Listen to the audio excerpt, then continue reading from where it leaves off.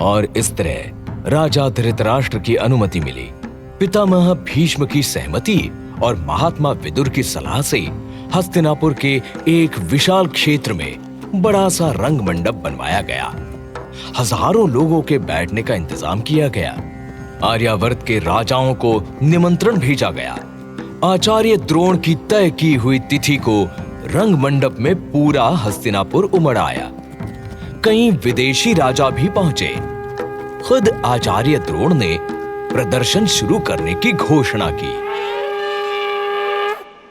देश विदेश से आए महानुभावों, राजाओं, वीरों, पितामह भीष्म, महाराज धृतराष्ट्र और हस्तिनापुर वासियों, मैं ऋषि भारद्वाज पुत्र द्रोण हस्तिनापुर के राजकुमार का आचार्य हूं।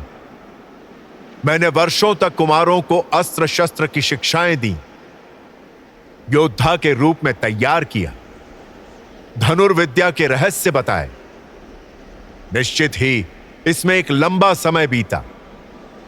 अब कुमारों की शिक्षा पूर्ण हुई और आज मेरी सिखाई विद्या और कौशल के प्रदर्शन का शुभ दिवस है। मैं इस आयोजन में आप सभी का हृदय से स्वागत करता हूं। तो अभी हस्तिनापुर के भविष्य कौरव और पांचों पांडव रंगभूमि में प्रवेश कर रहे हैं।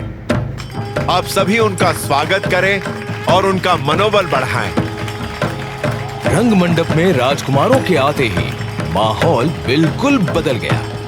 आए हुए अतिथियों की तालियों की गूंज से पूरा हस्तिनापुर गूंज उठा। खूब शोर हुआ। बात ही कुछ ऐसी थी, कई सालों का इंतजार खत्म हुआ था। लोगों का उत्साहित होना स्वाभाविक था। इधर सारे के सारे राजकुमारों के हाथों में चमड़े के पट्टे बंधे हुए थे, कवच, बाजूबंद और न जाने क्या क्या। पीठ पर तरकश बंधे थे, हाथों में धनुष थे। सभी योद्धा लग रहे थे, लेकिन सबसे बड़ा योद्धा खामोश था, एकदम चुप।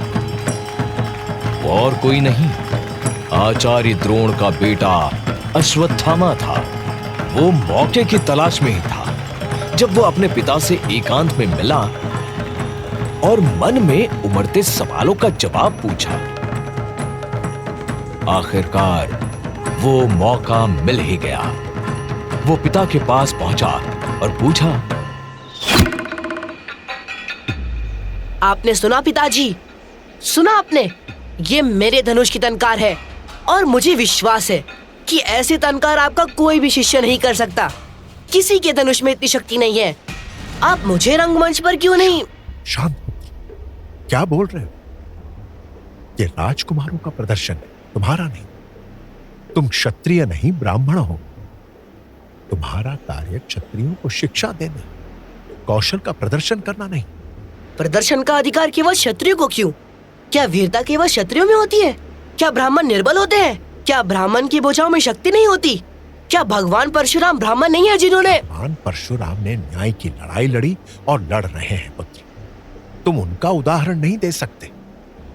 तुम्हारे बल, बुद्धि, विवेक और शौर्य पर मुझे गर्व है अश्वत्थ, किंतु तुम यहाँ शक्ति प्रदर्शन नहीं कर सकते। मैं राजकुमारों के प्रदर्शन के पश्चात तुमसे बात करता हूँ। प्रतीक्षा, ये देखो, अभी अर्जुन के कौशल का प्रदर्शन होने वाला है।